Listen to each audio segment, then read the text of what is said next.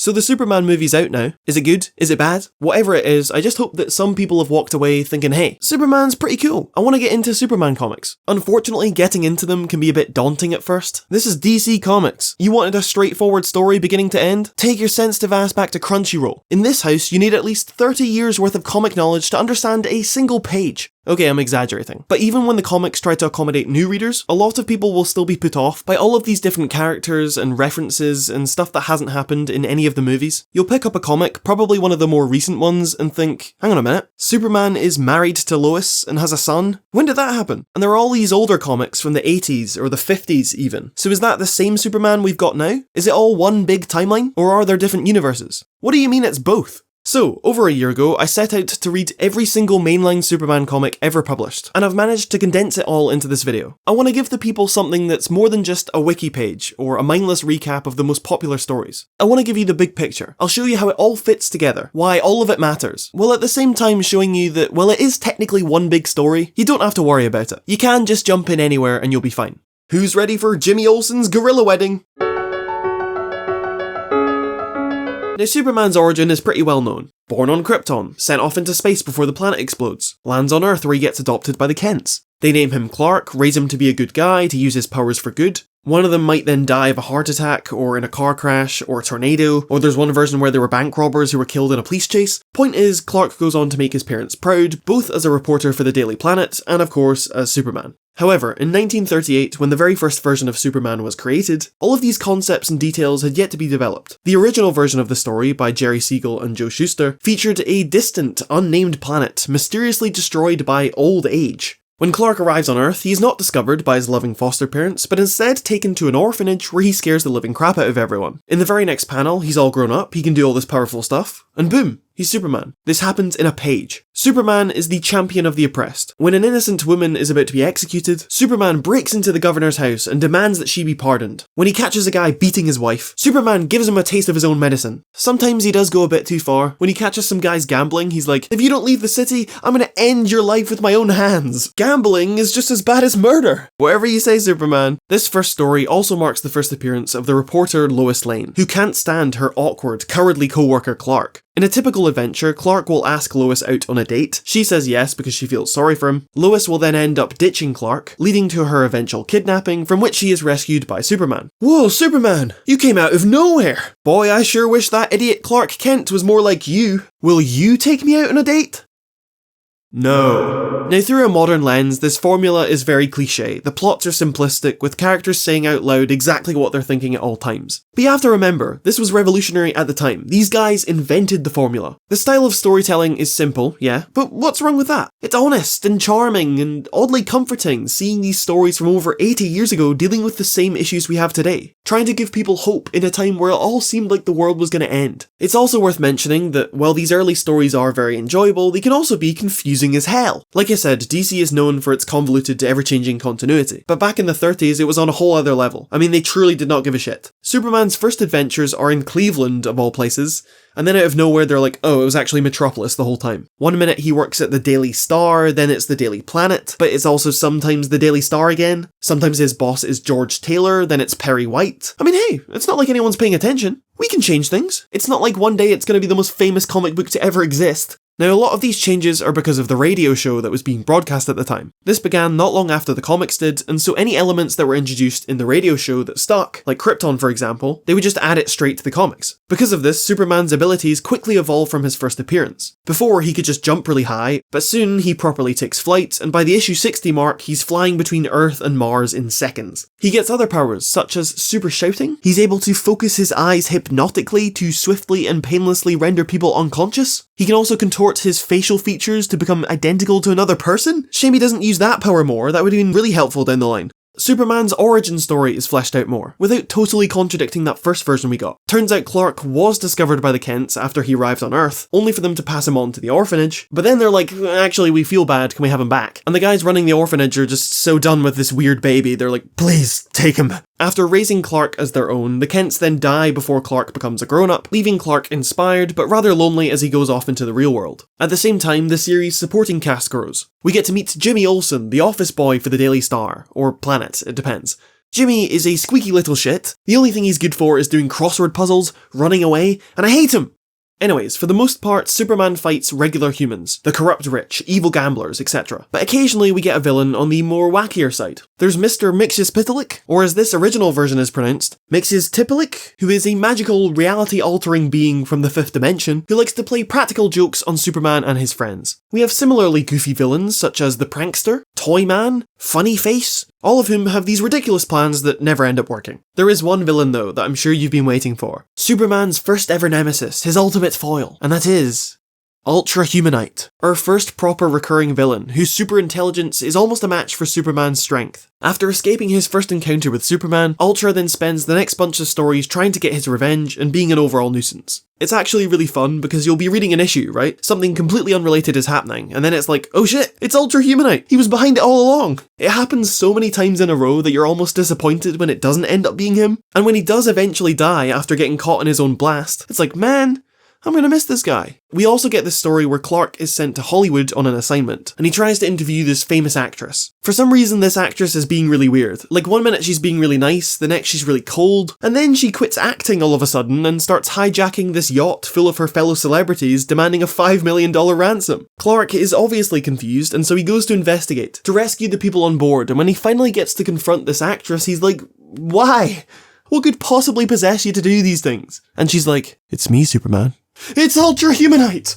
That's right, I survived the blast through sheer adrenaline and mind-swapped myself into this actress's body, all to resume my goal of world domination. Oh my god! Sadly for Ultra, he is killed, for real this time, by falling into a volcano one issue later. I kept waiting for him to show up in a story, for him to reveal that he'd faked his death again, but no, he never appears again. Or does he? No, he doesn't. Fortunately, Superman gets a new nemesis, and that is a certain Alexei Luthor. Wait, that's not him, that's just a henchman. This is Alexei Luthor. Luthor is a selfish man, with a great amount of wealth and influence, willing to send entire countries to war so he can pick up the pieces when they're done and assume control. After Superman foils his plan to rule the world, Luthor develops this obsession with getting revenge. He's a crafty individual, he uses disguises, brainwashing. He forms an alliance with guys like the Prankster and the Toyman. He also kidnaps Lois a bunch. And speaking of Lois, she gets kidnapped so much that you forget she is actually a competent reporter who can think and act for herself. Yeah, she's a damsel in distress a lot of the time, but she's only in that danger because she puts herself out there. She's always chasing scoops, trying to bring criminals to justice. Her naivety when it comes to Clark's secret identity is played for laughs, but eventually she does put two and two together and gets real suspicious of Clark. She uses her ambition and her investigative skills to put her theory to the test, and while she never quite gets proof of her suspicions, she remains wary from that point on.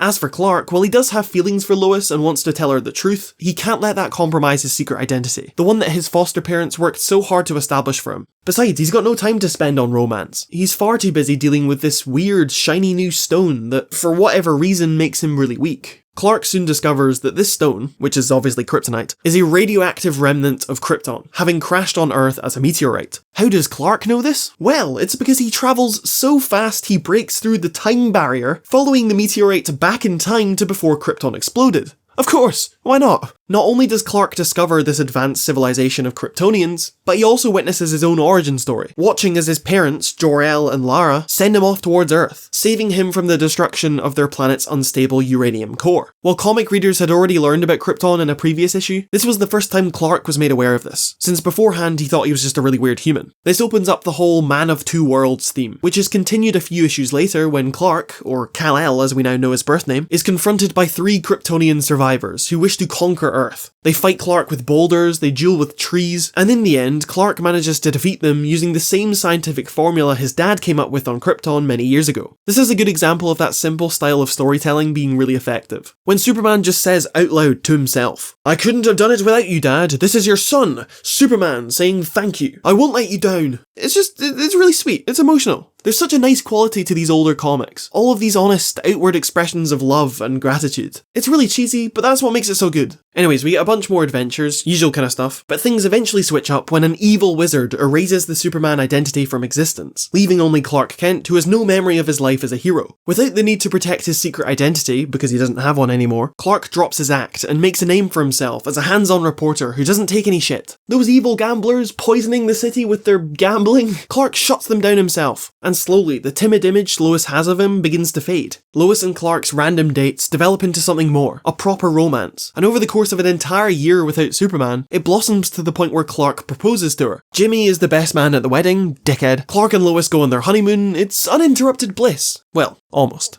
Lois can't escape her investigative nature, and after attempting to cut her husband's indestructible hair, she eventually gets the proof she's been chasing for years. She also manages to track down the wizard and figures out how to bring Superman back, all on her own. But does she want to bring Superman back? I mean, Clark would never have married her in the normal world. To bring back their old reality would mean snuffing out her own personal paradise. Now, given what we know about Lois, the choice for her is obvious. Her strong willpower and her sense of goodness outweigh any selfish desire she may have, and when the spell is lifted, she fully accepts that the marriage is over. Clark has a different idea though. The Clark that was under that spell was still him. In fact, if it weren't for the spell, he would never have realised just how much he truly loves her. And so instead of letting the marriage go, they renew their vows through a second wedding, a Kryptonian one, surrounded by Clark's own heritage. Married life is pretty much the same as before, plenty of danger, kidnapping, all of that good stuff, but they're at least able to work together without Clark's secret getting between them. Happy couple, happy times, the end. Okay, you know how I said there was a bunch of continuity errors at the start? Well, after a couple decades worth of stories, these inconsistencies and retcons had piled up, and it was a bit of a nightmare if you wanted to treat the comics as this one big continuity. But then, when The Flash introduced the concept of the multiverse in the 60s, it became the solution to these inconsistencies. DC said, okay, we'll keep the newest, most up-to-date versions of the characters in one universe, we'll call it Earth 1, and these older stories, the original versions of these characters, we'll place them on Earth 2. They still exist somewhere. That way, if someone said, this new origin story doesn't match the older one you had, DC could say, well, different universes, mate. That old one was on Earth 2. Now eat this lead.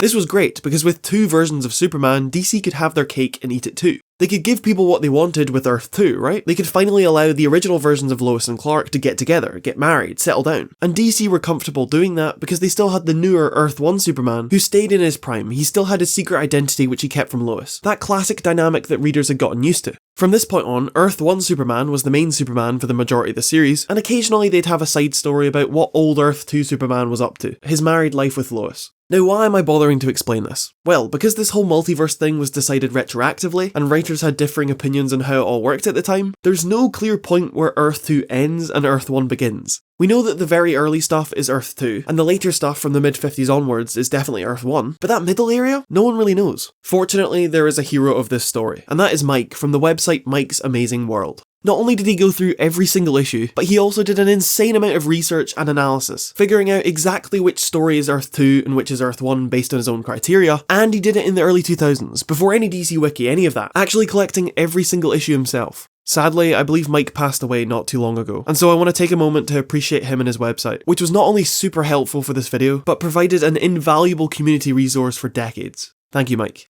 One of the main things Mike spoke about when it came to distinguishing the two Earths was Superboy. Unlike the original Earth 2 Clark, who started his superhero career as a grown-up, this newer version of him had been active since he was 8 years old. And so, if there's even a single mention of Superboy anywhere in the story, you know for sure that we're on Earth 1. The Superboy comics take place in the sunny town of Smallville. Elegant homes, friendly neighbours. The perfect place for young, goody-two-shoes Clark Kent to grow up in. This is someone who respects his elders, helps the community with their chores, and works hard to give his foster parents presents. These comics let us meet Clark's childhood friends, Pete Ross and Lana Lang. Now, Lana starts off playing the same role as Lois does in the main series, challenging Clark, trying to figure out his identity and outwit him at every turn, but it gets to a point where you're like, Jesus Christ, leave this poor boy alone. Every single issue, Lana tries to prove her theory, and her schemes get more and more ludicrous each time. She tries kryptonite-tainted bananas. She takes an X-ray vision pill to look through Clark's walls. One time she stamps Superboy's hand with the S symbol in permanent ink, so that when he changes back to Clark, she'll have undeniable evidence of his identity. But then Clark manages to outsmart her by starting a Superboy fan club, stamping every nearby kid with the S symbol so that he won't stand out. As Clark and Lana become teenagers, the tension between them becomes more romantic. Lana gets jealous of Clark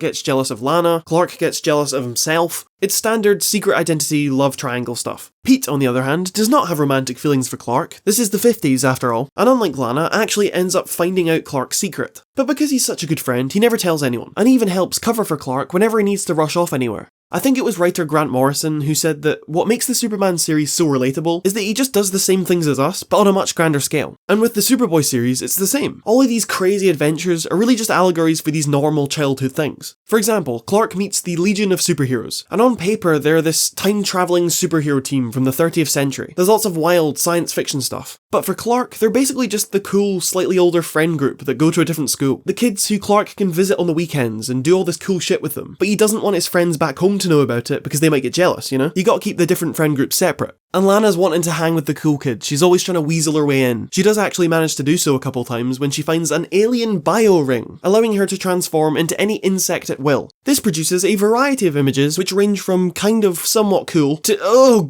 god, ugh! Another example would be Krypto. When Krypto first arrives in the Superboy comics, he's introduced as Clark's old family pet from Krypton who found his way to Earth. As soon as he arrives, they do all the normal things a boy and his dog would do, just super. Clark takes Krypto for walks, only it's in the sky. Instead of chasing a ball, Krypto chases meteors. He's even got his own wee dog friends, this whole life that his owner doesn't know about. It's great. The unfortunate thing about Krypto is that while he is very loyal and lovable, he's also really annoying. He smashes stuff, puts Clark's secret identity at risk, and so whenever he goes off into space for a bit, Clark's like, I'll miss him, but thank God. Anyways, with great friends, there must also come great enemies. Well, I say great, most of them are pretty forgettable. There's Kryptonite Kid, the Crime Army, a giant super ape. We do, however, get the iconic villain Bizarro, who's created when Superboy is accidentally struck by a duplicator ray, creating this imperfect copy of him. Upon seeing this, Superboy says, "Gosh, that creature is bizarre!" And the copy's like, "Say that again?" The story of Bizarro is actually really sad. He tries his best to fit in, but he's just not compatible anywhere, experiencing rejection and heartbreak wherever he goes. Since he can't live with Clark, he just goes to a different farmhouse, smashes through the door and says, "Hello,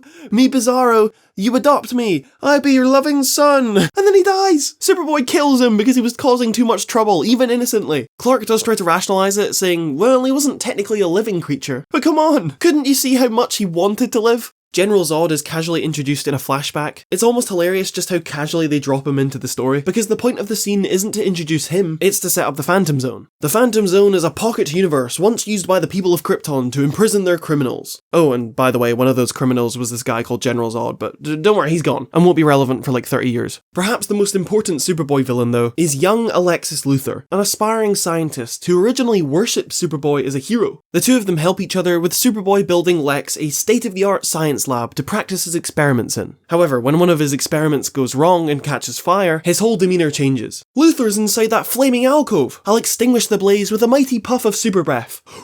"You rat! Your puff of super breath blew an acid bottle against my antidote bottle. They broke, and the gas fumes made my hair fall out. I'm bald! But it was an accident. Don't lie. You were jealous of my genius, so you deliberately broke those bottles. What a tragedy. I'm sorry." "Sorry? Will sorry bring back my hair?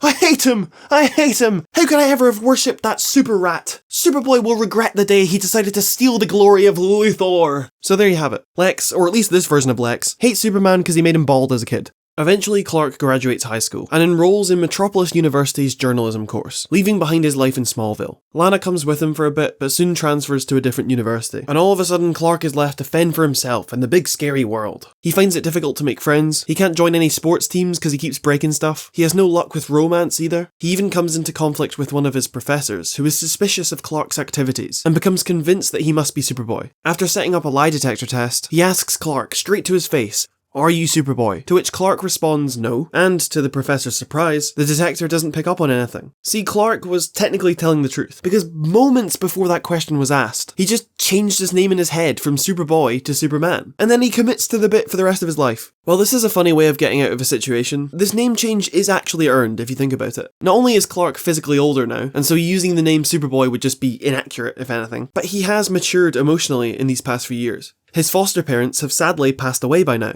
That perfect world of his childhood is over. He has to be more independent, he's got to take on more responsibility. He's a man. And the name change reflects that. After graduating university, Clark gets a job at the Daily Planet, working for the tough but fair editor-in-chief Perry White. It is Perry White this time, for sure. There, he meets Lois Lane, he meets this piece of shit, and from that point on, it's business as usual. Protecting Metropolis, fighting Lex, while still trying to have some fun. I know it's a lot simpler if you just start with Clark as a grown-up, Having all of this Superboy stuff beforehand does scare people a bit, especially since the movies have never dealt with it before. But the Superboy stories are a nice extra layer to the character. Superboy gets to develop his morals in this perfect town and this perfect version of the future, which makes it more impactful when Superman must take these values out into the big bad city. Smallville set him up to be a good person, that was the easy part. But when he leaves that bubble, when he comes across this harsher world that pushes against his kindness, that's the real test of character. Whether he can hold on to these values as an adult is what truly determines if he's a good person.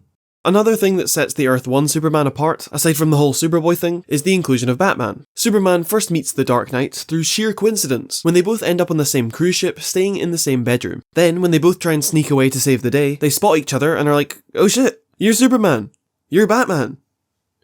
Anyways, right from the start, Batman and Superman are the best of friends. They complement each other, they keep each other's secret identities. They realise that they both look so similar to each other, so Bruce just puts on glasses and pretends to be Clark Kent, and Lois somehow doesn't see through it because she's too busy trying to go on a date with Robin. Wait, what? Honestly, these guys' adventures are so fun. They play practical jokes on each other, they get shrunk down and get hunted by insects. They also get sent 1,000 years back in time, and in order to get back, Superman has Batman stand on this carpet which he carries at light speed, breaking through the time barrier, and when they get back, Batman is still standing on the carpet. People are always trying to power scale Batman, they never talk about that shit. Both Batman and Superman are part of the Justice League of America, a superhero team which is a reimagined version of the old Justice Society from Earth 2. Superman is an essential part of the team. He's got his powers, yes, but what's more important is his intelligence, his quick thinking. That's the thing people forget about Superman. Like, yeah, he's really powerful and he's kind too, but he has other traits that often go overlooked. His creativity, his imagination. He's always designing his own gadgets and science experiments. He designs his own robots, each of which can use one of his superpowers to fill in for him when he's unavailable. His sentimentality is a big one as well. By this point, we've gotten our first look at the Fortress of Solitude, Superman's base up in the Arctic, locked away using a giant key that only he can lift. And this place is filled with all these souvenirs and tributes to both the past and the present. He has dedicated rooms to both sets of parents. He's got a Batman room, a Lois Lane room, a Jimmy Olsen room, all of which contain a wax figure of the person and a present for them, so that if something were to happen to Clark, he'd at least be leaving something behind for each of his loved ones. The great thing about the Fortress of Solitude is that it allows us to see more layers to Clark's character. On the outside, he is friendly, extroverted, because that's what he needs to be when he's saving lives. But when he's in the Fortress of Solitude, I mean, it's in the name. Solitude. Superman loves Earth. He's got all the friends in the world, but that doesn't stop him from feeling lonely. At the end of the day, he's one of the only survivors of a dead planet. He can't help but feel different to everyone around him. And so he's got this peaceful place he can go to just be by himself, to soak in his lost culture, to work on all these cool projects. And he's got all of these rooms to remind him that he isn't really alone. He's got people he can go back to when he's ready. Anyway, Superman's fortress comes in handy when the evil Brainiac arrives in a flying saucer. Brainiac's whole deal is that he travels to different planets and uses his hyper ray to shrink down their cities, sealing them in these glass bottles as part of a twisted collection. When Superman enters Brainiac's ship, he is shocked to discover Kandor, the capital city of Krypton stolen years ago by Brainiac, which is now the last surviving piece of the planet. The tiny people of Kandor help Superman defeat Brainiac, although they are unable to return to normal size. And so Superman takes the Bottle City and brings it to his fortress, a place for safekeeping while he works on finding a way to reverse the shrinking process. You'd think he'd find a better place for it, or maybe glue it to something. There's times where it almost falls on the ground and we narrowly miss the deaths of millions of tiny people. As we soon find out though, Kandor isn't the only surviving element of Krypton, and Clark meets his cousin Supergirl for the first time. Readers had already met a Supergirl before, when Jimmy Olsen used an ancient totem to wish for a girl version of Superman, only for her to turn out depressed as hell and then he had to mercy kill her out of existence. Heartless prick. But this time she's actually real, and here to stay. Kara is the daughter of Jor-El's brother, Zor-El, who survived the destruction of Krypton after a large chunk of the exploding planet somehow remained intact. While on this chunk, floating through space, Zor-El managed to settle down and have a family, and just over a decade later, the chunk started to meet the same fate as Krypton. In a last-ditch effort to save his teenage daughter, Jor-El sent Kara to Earth, while everyone else on the chunk seemingly died. Superman having a cousin is just a nice idea. Their friendship is really endearing. More importantly, she's the first Kryptonian Clark meets who he doesn't feel like he has to prove himself to. She's someone from his lost culture who thinks what he's doing is really cool, and that's validating for him. Clark welcomes Kara, helps her set up a secret identity. He doesn't, however, let her start her own superhero career, not until she's fully trained, which would seem reasonable if not for the fact that Clark spent his entire teenage life as Superboy. This unfortunately leads to Kara being used as a backup, a secret weapon Clark can use in times of danger. She gets limited recognition for her good deeds, she doesn't have the same luck when it comes to getting adopted, she even gets her own super pet, Streaky, only unlike Krypto, this cat loses his powers half the time and has to be rescued. Kara claims that living in her cousin's shadow shadow doesn't really matter to her, that simply doing the right thing is enough, but it's kind of obvious that feeling like a cheap copy does get under her skin. Speaking of copies though, Bizarro is back, kind of. During one of Lex's attempts to get Superman, he recreates the accident that created the first Bizarro, with the hopes of creating a mindless, superpowered slave that will do his bidding. This completely backfires, since the new Bizarro has no interest in being Lex's slave and takes him to jail. Superman seems to have learned his lesson from last time, since instead of killing Bizarro, he lets him go off with a Bizarro Lois to live a happy life in a faraway solar system. That's what I love about these Silver Age stories. It's a brilliant mix of both heartfelt and just insanely dumb stuff. And for every story about Jimmy Olsen marrying a gorilla, there'll be a genuinely heartbreaking one about love and nostalgia and mortality, and then you're back to the gorilla stuff. This is a great time for all the characters, especially Lex. Having travelled to another planet in yet another attempt to defeat Superman, Lex comes into contact with the planet's natives. Initially, he helps them for his personal gain, but he soon finds out that he actually likes being cheered on as a hero and using his intellect in service of a community. The planet is renamed Lexor in his honour. He gets married to one of the citizens, a woman named Ardora, and as their child, Lex Luthor Jr. is born, he's thinking maybe there's more to life than trying to kill Superman. This is also a great time for Kara. First, she finds out that her parents are alive, having somehow made their way into the bottle city of Kandor. Then, having proved herself multiple times, Clark decides that it's time for Supergirl to be officially announced to the world, and join him as one of Earth's most beloved protectors. It's just really heartwarming to see her being recognised, celebrated by the United Nations, Atlantis, Kandor, getting her own fan club. This isn't like her development resets in the next story. She continues to prove that she's worthy of this recognition, taking the initiative when her cousin becomes ill with a Kryptonian virus. She fights tooth and nail to save Clark, performing incredible feats in the process. Funnily enough, it turns out that it wasn't a Kryptonian virus like they thought, but it was actually Jimmy who unknowingly had a bit of kryptonite in his camera the whole time. You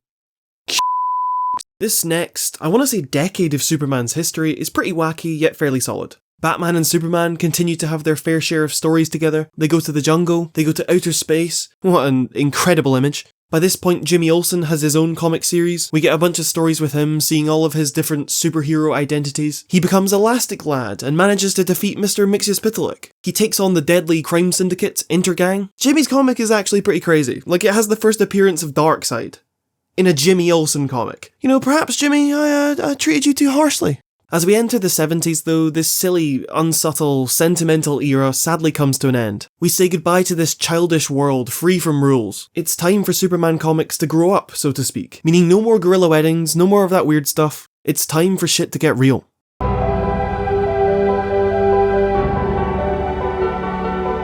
The 70s feature a number of changes to the status quo, with more restraints being placed on Superman's world to challenge the creative team. First things first, Kryptonite is written out of the series. That reliable old plot device? Gone. Then the Daily Planet is taken over and integrated into a television station, forcing Clark to become a TV reporter instead of a newspaper journalist. This makes it far more difficult to switch between his two identities at work, since he's constantly being broadcast live in front of millions of people. He's still surrounded by Lois and Jimmy, but he's got a new boss, Morgan Edge. Mr. Edge lacks the tough but fairness of Perry White. He's just tough, really, and the workplace environment becomes a whole lot colder. Edge also hires Steve Lombard, an arrogant ex-football player who belittles Clark at every chance he gets. It's all just jokes, according to Lombard, but everyone else finds him insufferable. At the same time, the series starts deconstructing concepts that were taken for granted during the Silver Age. Superman begins to question himself. He thinks, wait, am I holding humanity back by saving them all the time? Am I having an impact on their progress as a species? What I should actually then do is start helping them be more self-sufficient instead of just solving all their problems. He also finds out that Clark Kent can be just as useful when it comes to solving conflicts. That his ability as a reporter to analyse a situation, to articulate the problems that others are experiencing, has just as much, if not more of an impact on societal issues such as gang violence. Clark's dual identities are seriously examined, when unknowns to him, an alien mercenary breaks into his apartment and covers all of his clothes in chemicals that take away his powers. This is all part of an evil plan to psychologically mess with Superman, and it works. Clark is completely powerless whenever he's dressed as a civilian, and he has no idea why. No longer having to act weak to hide his true strength, Clark thinks, you know what? I'm tired of taking shit from Steve. I'm tired of Lois seeing me as a weakling, and my boss pushing me around. And so he puts Steve in his place, he gets with Lois, he stands up to his boss. He starts to enjoy being Clark Kent, experimenting with these traits that he wouldn't have dared to show otherwise. Then when he gets too occupied being Clark, he feels guilty, which then leads to him overcorrecting and becoming Superman full-time, and by the time all of this has been solved, Clark has been forced to consider who he really is, the drawbacks of each of his identities, and how to balance the expectations of the world with his own personal needs. I think it's important to keep in mind though that even though things are getting real deep and the Superman comics are growing up in the way that they're presented, it's not like Watchmen or anything. There's still some silly stuff. There's still some of the things that made the older comics so special. Krypto's still around, albeit with temporary memory loss. Bizarro still has his own planet, which Superman visits from time to time. He's got his own Bizarro Justice League, a Bizarro Lex. He's thriving, honestly, and continues to be on good terms with his earthly counterpart.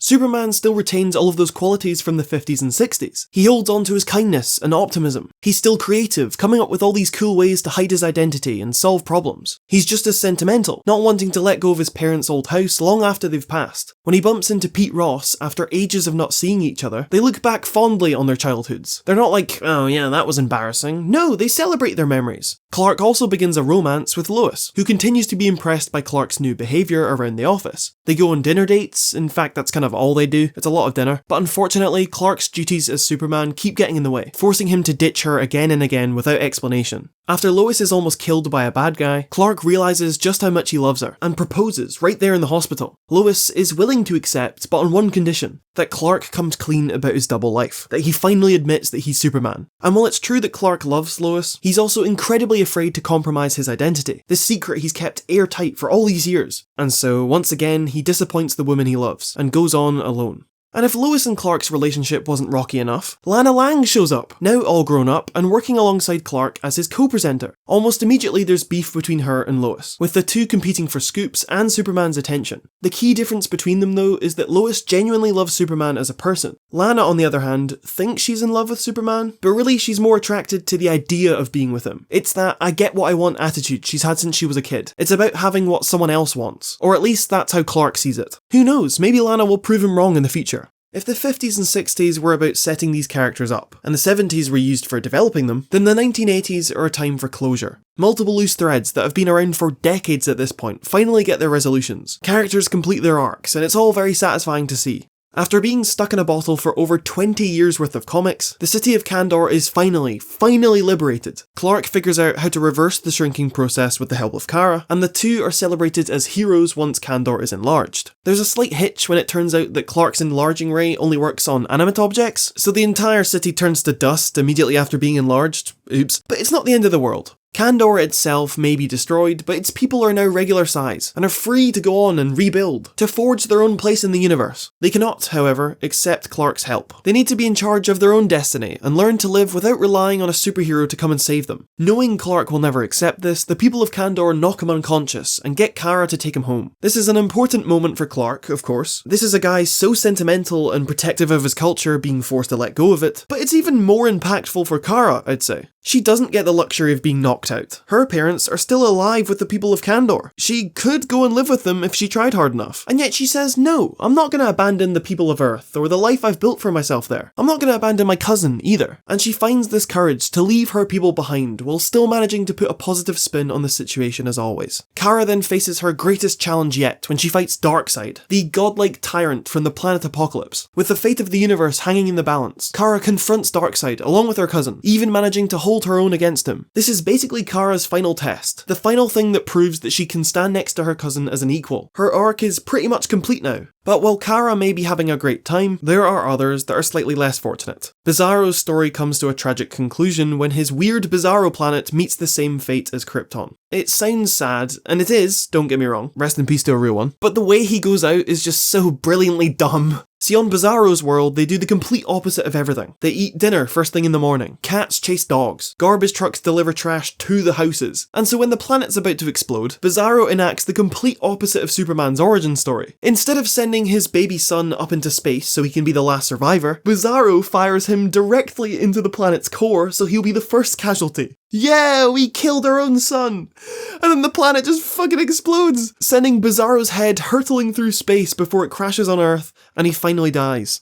On a more positive note, Clark's struggle with his two identities is also somewhat resolved when he meets the Superman of Earth 2. Seeing this older Superman's life and his marriage with Lois, it makes our Earth 1 Superman reconsider his own position. He realises that he doesn't have to choose between Clark Kent or Superman. Both halves are vital to each other. His personal happiness isn't a luxury or a distraction from his heroics. It's necessary for him to stay sane. A happy Clark Kent will make an even better Superman. And if he wants to be with Lois, then sure, it will mean giving up his secret. He'll have to venture into this uncharted territory, but it will ultimately be worth it. And speaking of meeting your alternate universe self and using that as an opportunity to reevaluate your whole life, Lex also meets his original version. Only for Lex, this is kind of horrifying. With the amount of time we've spent with this Lex, you forget that the older Lex is a different beast. I'm not just talking about the hair. I mean, this guy is bloodthirsty. He's evil for the sake of it, leaving our Lex to be like, I'm actually not wanting to kill billions of people. I'm kinda just out to get Superman, like that's my whole thing. Our Lex values life, you know, he's got his own wife and son on the planet Lexor. His big revelation then comes later on, when he realizes that no matter how long he spends with his family, no matter how much he helps the people of Lexor, he will never be truly content. This hatred for Superman is a curse, an itch on the back of his mind that he will drop everything to scratch. And when he goes after Superman once more, it all ends in disaster. His evil plan backfires as always, and he watches helplessly as his wife, his son, and millions of Lexorians die. His vendetta has doomed his entire planet, and not once does he look inwards. Not once does he think, oh, I'm to blame for this. No. It's all Superman's fault. As it turns out, Lex is doomed to never get his revenge. He'll never see the error of his ways. In spite of Clark's revelation, he'll never get to marry Lois. He'll never get to see if Kandor makes it on their own. And for those of you familiar with the comics, you'll have known this the whole time. That as far back as 1938, time has slowly been running out for all of these characters, all of these worlds. It's been kind of fucked up reading it all through, experiencing all of these joys and dumb adventures and intimate moments and realizations, knowing that it all ends in nothing. That every character, no matter how silly they are, will be utterly annihilated in this upcoming event. Trillions of lives erased. Not killed, erased. Like they never even existed. Crisis on Infinite Earths is a story about sacrifice. People doing what they can to stop the evil Anti-Monitor from erasing the multiverse, often giving up their own lives in the process. The Supermen of Earth 1 and 2 join forces, along with countless other superheroes, fighting until their last breath for the sake of reality. What's quite shocking when you first read this story is seeing how it treats these characters that have decades worth of history. This is a gigantic event, we've got no pages to waste, and so a lot of these characters who we've spent so much time with meet their end in just a couple of panels or even off screen sometimes. When the villains from all the universes unite, and the Lex Luthor of Earth 2 is just getting in the way, they're like, fuck this guy, and just disintegrate him. The original version of Lex is just swatted away like it's nothing. Whole universes are wiped out, discarded into the void by the Anti-Monitor, who is just so fucking ultimate, so unbeatable. He wipes the floor with both Supermen, and would easily have won if not for one person standing in his way. Kara. After assuring her cousin's safety, Kara fires towards the Anti-Monitor like a bullet, greatly injuring his physical form. The others warn her off. They say the Anti-Monitor is too strong, it's certain death, but this has never stopped her before. Kara's attack gives everyone else the advantage they need, and she keeps going, buying everyone more time with each punch that she throws. It is a completely selfless act, and she dies in Clark's arms, having given her own life so that the other worlds may have a chance to live. This is the most tragic death in Crisis for me. Like, I know Barry Allen also dies, I know that Earth 2 Superman loses his entire universe, but with each of those guys, there's still a silver lining. Yeah, Barry's death is really messed up, but he still manages to leave behind a legacy. His history still exists in this new version of reality. He's remembered by Wally, who goes on to be the new Flash in Barry's memory. Earth 2 Superman's world is gone, yes, but at the very least, his version of Lois is saved. They get to go off in their own wee pocket reality with the other survivors. It's a somewhat happy ending for the original version of Superman. Kara though, she doesn't get shit. When the Anti-Monitor is defeated and reality is reset, this fresh new post-crisis universe doesn't have a Kara. It never did. Nobody knows she existed, no one remembers her sacrifice that saved all of them, and so the young hero who fought so hard to be recognised, to leave her mark on the world, ends up forgotten with no proof of her existence. It's miserable. A few years after Crisis, once this new continuity had settled in, DC published this random miniseries called Christmas with the Superheroes. It's a collection of short stories that take place in this new universe, featuring all of these different DC characters remembering the magic of Christmas and all that shit. It's not that special overall, but there is one story featuring the ghost-like superhero Deadman, who is rather depressed around this time of year. As his name would suggest, he's a dead man. He's just a spirit. No one can really see him or interact with him properly, no one except these other rare spirits, and so he's always lonely. All of his good deeds will never be recognised. It's a miserable existence. But then this one woman shows up. This is someone who can see him, who's able to talk to him. And she's like, what are you doing? We don't do what we do for rewards or recognition. We do it because it has to be done. Even if no one knows what we've done. Even if no one remembers we ever existed. And this one random conversation with a stranger out in the cold on Christmas Day is enough for Deadman to realise that it's all worth it. He's inspired to keep on going. When the woman takes off, he calls out, asking who she is. And the woman replies, "My name is Kara, though I doubt that will mean anything to you." The reason I love this moment, aside from it being a really bittersweet end to a nice little Christmas story, is because of what it represents for Superman comics in general. Like with most of the characters pre-Crisis, DC wanted to pretend like Kara didn't exist. As they moved on into this new era, they wanted this fresh, consistent world that took itself seriously. A simpler timeline that didn't have thousands of different characters. Kara wasn't the only casualty of this reset, but she was probably the most famous example. And when Kara's soul appeared a few years later in that one-off Christmas issue, a lot of Superman writers and artists apparently weren't happy. It was messing up their consistency. From that point on, it was only a couple of creators that hit her somewhere in their comics, keeping Kara's spirit alive. These appearances were so scarce. I mean, they were years, almost decades apart, but it was enough. It was enough to show that there were still people who remembered that old time. That even though that old era of comics was over, it wasn't completely gone. Its essence remained and continued to influence these newer stories.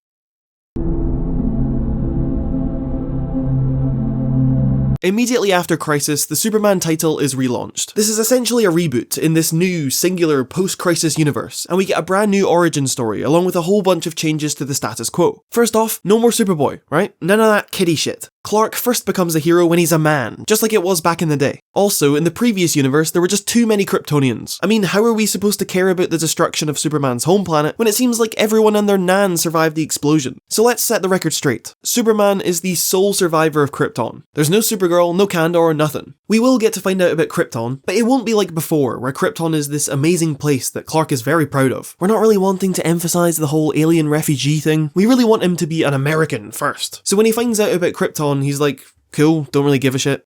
Will also limit his powers. He's still got the usual, super strength, flight, all that stuff, but there's no more flying so fast that he breaks the time barrier or some shit. He's not a god. Also, his relationship with Batman? Boring. Too sappy. They didn't hate each other enough. So let's have their first meeting be really tense, and even when they learn to work together, they're not exactly happy about it. Healthy male friendships? Not cool anymore. One of my favourite changes though has got to be the inclusion of Jonathan and Martha Kent. In this timeline, they do not die when Clark is a teenager, but instead live on to support their adopted son as Superman. This old pair have not had it easy. Having worked on a farm and lived through wartime, they've seen some messed up shit. They've experienced losses, and it's for that reason that they are such good parents. They know how important kindness is. They know the value of honest, hard work, and they continue to pass that on to Clark well into his adult years. I know that some people are against this, that they prefer at least one of Clark's parents to die before he becomes Superman. It makes that transition from boy to man more meaningful. And sure, that's true. Counterpoint though, this here? It's just nice. How could you not think this is nice? What, you want to see old people die, you sick fuck? Also in Smallville is Lana, who in this universe was still Clark's old love interest during their teenage years. Although unlike the previous universe where Lana spent literal decades trying and failing to figure out Clark's secret, this universe has Lana finding out almost immediately after Clark first becomes Superman. Now, while things may seem really different at first, this new universe will slowly be reshaped over time to mirror the old one anyway, even though the Superboy stuff is thrown out at the beginning. It's eventually reinserted into the timeline, along with Crypto and the Legion and all of the other cool 50s stuff. While Batman and Superman don't like each other at first, they will eventually learn to trust each other and become best pals, with Clark even giving Bruce a kryptonite ring because he trusts him so much. And so despite all of the reboots and retcons, these core elements are inevitable, and it is a joy to watch them find their way back in real time. Also, the villains we had before, guys like Bizarro or Parasites, Metallo, Intergang, they've got the same core elements. They've just been changed slightly to make them fit into this more serious, introspective era of comics. When Mr. Mxyzptlk arrives in this new universe, you'll recognise that he is a bit more sadistic with his schemes, turning people into nightmarish creatures and creating these weird magic torture chambers. I've always seen Mxyzptlk as a representative of the creative team. He's this insanely powerful, reality-altering being who's just there to mess with Superman, to have fun and create conflict for the sake of it. And so it makes sense that now he's just here to be cruel to everyone. It's very representative of this new era. Brainiac is reimagined as an unhinged circus entertainer with psychic powers, who believes he is being possessed by the consciousness of a dead alien scientist. This is a method you see all the time in comics whenever they're trying to take themselves more seriously. They did the same thing with Thor in the Ultimate Marvel Universe, taking their traditional backstory and turning it into a fantasy, a delusion by some crazy guy who only thinks he's from Asgard and is the god of thunder. And then, years later, when they've worked up the courage to commit to the classic, sillier version, they can just say, oh, he wasn't actually crazy. That shit was real the whole time, and it's exactly what happens with Brainiac later on. I'd say Lex is the most different on paper, but at his core, he's still the same old hater that we all love. Unlike the old Lex, who was more of a mad scientist type, this version, Alexander Luthor, is a ruthless businessman. He's the kind of guy to smoke a cigar while he crashes the stock market on purpose. He has a burning desire for control. He wants to take over Metropolis, not through some crazy science experiment, but through aggressive business strategy, taking over every company in the city and folding them into LexCorp. He's still a genius, managing to outsmart people way more powerful than him, such as Superman and Mr. Mxyzptlk. And we also get to see other aspects of his life that we've never quite seen before. We get to see him take a shower. The Daily Planet is also going strong. You've still got Lois being a damn good reporter, running circles around supervillains, the military, whoever she needs in order to get the scoop. Jimmy's also quite competent, helping to investigate using his wits and his charm, and while his youth can be used to his advantage when he's investigating and being underestimated by bad guys, he is kind of sick of being treated like a kid all the time. Even Superman, who he considers his best friend in the whole universe, underestimates him, treats him like a child, and he's starting not to put up with that anymore. Overall, the planet is pretty much the same, it's just a slightly different atmosphere. For example, we get a newcomer, the gossip columnist Cat Grant, who is quite flirty. She doesn't really care for boundaries. She quite literally falls for Clark and Jimmy. She'll fall for pretty much anyone. And back in the day, you had these cute love triangles, and romance was just this silly thing sprinkled in for comedic purposes. But this isn't the case anymore. This is the 1980s, son. We've got workplace harassment in our comics now. And so when Cat throws herself at Clark in front of Lois, it doesn't start a light-hearted rivalry where they have to compete for Clark's attention. It just creates an uncomfortable work environment. Perry sits Cat down and is just like, what are you doing? We're all professionals here, like, focus on your job. And also, I know you're an alcoholic, because again, this is the 1980s. We can put alcoholism in our comics now. Speaking of newcomers though, this universe has produced another new character, this time by the name of Bibbo Bobowski. Bibbo is just a guy. He's a citizen of Metropolis who can always be found inside his bar. And he's quite rough, he isn't the brightest, but boy does he have a heart of gold. He will help Superman out whenever he can. Superman will bump into him and he'll be like, "Hey, how you doing, Superman? You're always welcome in my bar, Superman. I'm not sure about this Jimmy kid though." Anyways, if you couldn't already tell from some of the images on screen so far, this era, while it does have its happy highlights, is quite dark in tone. Arguably even darker than the 70s era and far, far removed from the sanitized, happy-go-lucky adventures of the past. Clark is not having a good time, and it's not just Lex's constant attempts to kill him, or Brainiac making him lose his mind. That doesn't help, but his true breaking point arrives with General Zod, who, along with his fellow Kryptonian criminals, has wiped out billions of people on another world. And when he threatens to kill billions more on Earth, when he says, "What are you gonna do to stop us, Superman? Are you gonna do a big punch?" Superman snaps and says, "No, I'm gonna kill you." Given the blood on the evil Kryptonians' hands, Superman makes the conscious decision to kill them with kryptonite before they can cause any more harm. This is not a decision that's made lightly, and it really does a number on Clark's conscience. Sure, time was running out, and by killing them, he was ensuring the safety of his whole universe, and also, these guys already did kill like 5 billion people. I mean, if anyone deserves to die, like, you know, come on. But that doesn't mean that Clark was happy to do it. That's not what Superman stands for. He's supposed to find another way, and the fact that he couldn't do that in time haunts him. In response, Clark exiles himself from Earth, spending a bunch of issues floating through space before finally stumbling across Warworld, a gladiator-type hellscape ruled by the alien dictator Mongo. Here is the perfect place for Clark to face his demons. He must find a way to avoid killing in a world where killing is not only deemed necessary, but is valued, honoured. And when his exile is complete, he returns to Earth, still jaded, but feeling a little bit better than when he left. Jimmy is also going through it. His elastic powers are reintroduced, like the ones from the 50s, but this time it doesn't make him a quirky superhero. It's just painful and freakish, making him desperate to get rid of it. And not even good old Perry White can escape the misery, as he's just found out that his wife had an affair with Lex, and that his son, Perry White Jr., isn't his, he's Lex's. And then immediately after this, Perry White Jr. dies, leaving Perry Sr. devastated. Then, Lex discovers that his kryptonite ring, the one he's been using to defeat Superman, has given him terminal cancer. But before that can kill him, he dies brutally in a fiery plane wreck. So much death, oh my god. Despite all this, it's not all pain and suffering. There is some light in the form of Lois and Clark's relationship. I've always seen some people say that Clark should be paired up with Wonder Woman, that they're a good match for each other, and that has happened a few times in the comics. But really, like if he's gonna be with another superhero, it's gonna be Batman, right? But that aside, come on. It's Lois. It's always going to be Lois. Lois is strong-willed and witty and doesn't let anyone push her around. She stands for truth and justice and a lot of the same stuff as Superman, except she doesn't have any powers. It takes immense bravery to do the kind of stuff that she does, charging into danger when she's not bulletproof, she's not able to fly away, and that's probably why Clark respects her so much. Underneath that tough-as-nails exterior, Lois is a kind and caring person. She cares deeply for Clark while also remaining competitive with him at their jobs. After a long time working together, Clark takes her to dinner, they get closer together, and at this moment you're like, here we go, it's gonna be like the last universe, he's gonna propose to her, but then his secret's gonna get in the way, and then it's gonna teach him a lesson about responsibility or some shit. But no! She accepts the proposal. Clark then realizes that it's probably not the best idea to be hiding this double life from his future wife, and so he works up the courage to reveal his secret to her. This is genuinely a serious moment, like I don't want to take away from that, but I find it so funny how he just takes off his glasses and she's like, "Whoa! Oh my god! How could this be?" To Clark's surprise, the world doesn't end after Lois finds out. Believe it or not, Lois is very much capable of keeping this secret, and the relationship doesn't crumble because of it. Now, by this point, we've reached the 90s, and we are due for the big blockbuster event I'm sure a lot of you have been waiting for. Shortly after revealing his identity to Lois, Clark is stopped in his tracks by a mysterious, powerful creature, wreaking havoc wherever it goes and tearing right through the Justice League. When Superman arrives to help the League, he says, I hear you people are having some trouble." "Trouble isn't the word, Superman. I'm telling you right now. It's like Doomsday is here."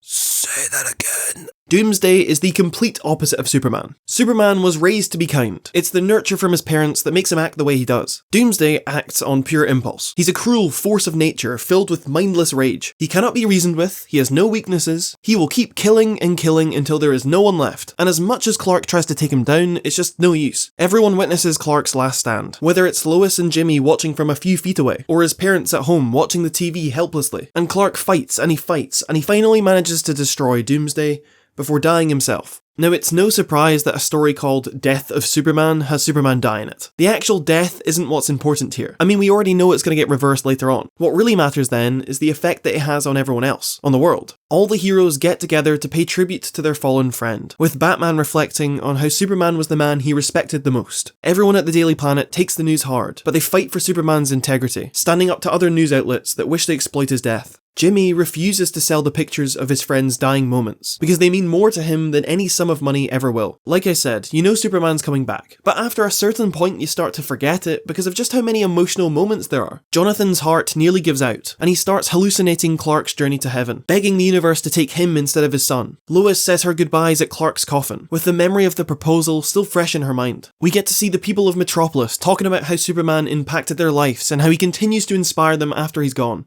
Clark stays dead for quite a bit, and in his absence, another Superman takes his place. Well, 4 of them, actually. There's Superboy, Eradicator, Steel, and Cyborg Superman, all of whom mysteriously appear after the real Superman's death, and as the story goes on, we learn more about them and where they come from. Superboy is created by Project Cadmus. He's genetically engineered as a replacement for Superman in the event of his death. If we were to rank these 4 Supermen, Superboy would probably be mid-tier. While he means well, he's nowhere near as honourable as Clark was. He's easily agitated, reckless, and civilians end up dying under his watch. It's clear from his actions that he has a long way to go. Eradicator's origins are found in an ancient Kryptonian weapon that Clark picked up back when he was in exile. This weapon was so advanced that it developed a mind of its own, and having created a body for itself using Superman as a genetic template, it genuinely believes itself to be Superman, at least for a bit. Eradicator, as his name would suggest, is dead set on eradicating evil, only he has no problem straight up killing people to achieve this goal. Since he's essentially an AI, he is incredibly intelligent, capable of processing information at light speed, and yet, he doesn't know what a high five is. Instant F tier.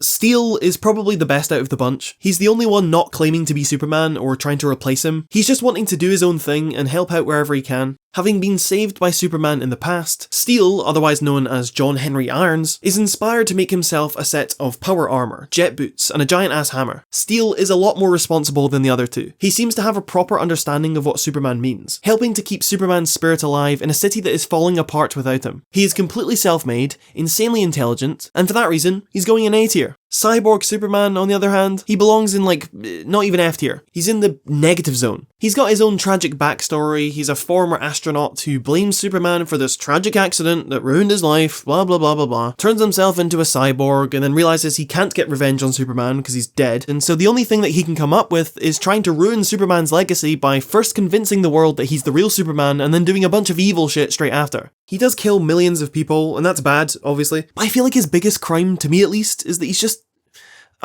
trying too hard. Look at him. He's having these over-the-top monologues in the rain, saying, "Oh, my memory, so much of it is gone. There are snippets I remember. Voices and faces that last for milliseconds." Shut the fuck up, man. Shut up. Despite how much the others may try, there's just no replacing the real Superman, and soon it is time for him to make his return. Superman was dead, like for real, but he's able to come back to life through 3 important, miraculous factors. The first is Eradicator, whose main purpose as a Kryptonian creation is to protect the ultimate integrity of Kryptonian life. And so when Superman dies, Eradicator is compelled to do whatever he can to revive him. The second is the Fortress of Solitude, which contains the Kryptonian healing baths that Eradicator places Superman's body in. However, neither the technologies of the fortress nor Eradicator's powers are enough to fully resurrect Superman. There is one last factor, and that is Jonathan Kent. We've seen before with Kara that there is some form of afterlife in the DC universe, that even after they die, even after they're erased from existence, their spirit, their essence, lingers somewhere. And so when Jonathan has that vision of Clark, I like to interpret that literally. Jonathan is literally fighting for his son's soul, managing to bring Clark's spirit back to his body on Earth out of pure love. These 3 factors, Eradicator, the Fortress, and fatherly love, are enough to enable Clark's return, and he does so in spectacular fashion. Right from the first moment you see him, you just know that everything's gonna be okay. He is comforting, he takes control of the situation, and teams up with Steel and Superboy to destroy Cyborg Superman. After Cyborg Superman's been sorted, Clark goes home, takes a shower, gives Lois a big kiss, he reunites with his parents, reunites with the Justice League, he makes up a story about why Clark Kent was missing this whole time. He then realizes that his apartment is no longer his since he's been missing,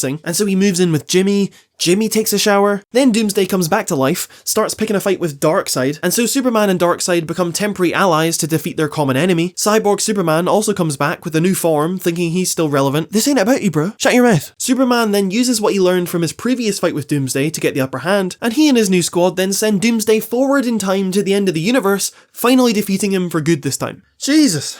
Superman is well and truly back, he's revitalised, never felt better in his life, and, as you'll recall, he's got a proposal to keep. Now, Lois and Clark's wedding almost doesn't happen for a number of reasons. First, the relationship gets kinda rocky due to Clark spending more and more time as Superman and not enough as Clark Kent with his fiancée. Lois knows that she can't stop Clark from saving lives. That would be totally unfair. So it's just kind of a shitty situation they can't really do anything about. Then we get a story where, in order to save Lois's life from a deadly poison, Clark must kill the Joker to get the antidote. This is one of Joker's twisted schemes to get Clark to break his moral code, and it ends up failing when Clark chooses to let the Joker live. Now, this is an understandable choice in the moment, and Lois wasn't gonna die anyway, Joker was just messing with them. But when Clark reunites with Lois in the end, she's a bit hacked off. She's like, wait, you were gonna let me die? To top things off, Lois gets annoyed by Lori Lemaris, a mermaid from Atlantis and one of Clark's past love interests, who ends up having to crash in Lois's apartment. Now, Lois knows that Clark isn't going to cheat with Lori or anything, but it's just one more thing to add to the pile. One more bit of stress on their relationship. They call off the engagement for a bit, spending some time apart, giving themselves time to breathe, before finally deciding that they can actually make this work. They do love each other and they still want to get married. Finally! The marriage takes place in a special one-shot issue with an all-white cover. Most of the story is spent on both sets of family and friends as they prepare for the big day. My favourite moment has got to be when Clark and Bruce are up on a roof together talking about the upcoming wedding, and Bruce lets Clark know that he doesn't have to worry when going off on his honeymoon because he's got all of these other heroes to fill in for him when he's gone. Bruce also offers a nice apartment that he owns for Lois and Clark to move into when they come back, and oh, my boys are back! It's just like the old days. Mixus Pitalik shows up right before the wedding, and this is another good example of him being a representation of the writers. He's like, should I spoil your big day? Should I add some drama? You know what? Nah, I'll let you have this one. I know better than to intervene, but rest assured, your married life will be filled with conflict. Anyways, Lois and Clark get married, and it's just such a nice, peaceful moment that isn't interrupted by a crazy supervillain or anything. Even Lois's asshole dad shows up and gets along with everyone. It's a joyful time. Well, for everyone except Perry, since he is not only still mourning his son, but he's also been told that he now has cancer. Oh god. Just before we enter the 2000s though, let's do a quick check on all of our characters, shall we? Clark is happily married to Lois, with them both going on their honeymoon. Lana, having accepted that she'll never get to be with Clark, has gotten married to Pete Ross, and the two have a son together, called Clark. Lana claims that she named her son after Clark's mother, whose full name is Martha Clark Kent, so really it has nothing to do with Clark at all. She's not in love with him anymore, what are you talking about? The Daily Planet is still around as always. Jimmy's got his own relationships going on. He's on and off with Lucy Lane, Lois's younger sister, and he also gets involved with the former criminal Misa, but that never really goes anywhere. Kat Grant is horrified to learn that her young son has been killed by the Toyman, bit of a downer, and Perry is pleased to find out that his cancer is in remission, only for the planet to be bought out, costing him his job. Damn it.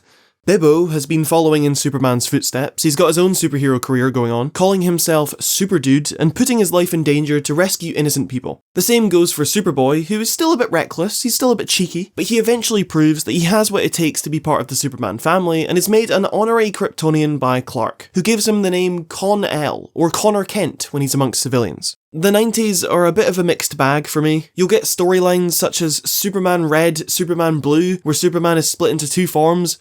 One of them is red, and the other one is blue. And that's all you really need to know. It was the 90s. Shit like this just happened. It looks pretty cool, I guess. They did the same thing 40 years prior, and it was way better. You'll get some good stuff. I love the Superboy series with Connor, and Grant Morrison's JLA series is also great, fleshing out Superman's relationship with the Justice League, and also just having a bunch of really cool stuff in it. It does help to know about the whole Superman Red-Blue thing before you read JLA, seeing as they were happening at the same time. Superman does just show up one issue and he's like, yeah, I'm blue now. Doesn't elaborate. We also get that one panel from the JLA one-shots I'm sure you've seen before, where the Justice League pulls up on Lex, who promptly shits himself. What a lot of you probably won't know, however, is that this isn't the main universe Lex. This is an alternate reality. No, our Lex has been pretty busy the past few years. You'll remember that he supposedly died in a plane crash a while ago. Well, to no one's surprise, that was a fake out. What actually happened was that he faked his death while secretly transferring his mind into a younger, cancer-free Australian clone of himself. In this new body, he publicly claimed to be his own son, Lex Luthor II, allowing him to run LexCorp as usual and enjoy having a full head of hair. Then, after Lois exposed him for being a clone, he made a deal with the devil, selling his soul to get his original body back. So we're back to normal, basically. Lex is obsessed with killing Superman. He's so manipulative and calculating that he doesn't know how to be an actual person. He still has emotions, he still cares about things like glory and admiration, but the way those desires manifest is just so messed up. The biggest example of this is probably the birth of his daughter, Lena.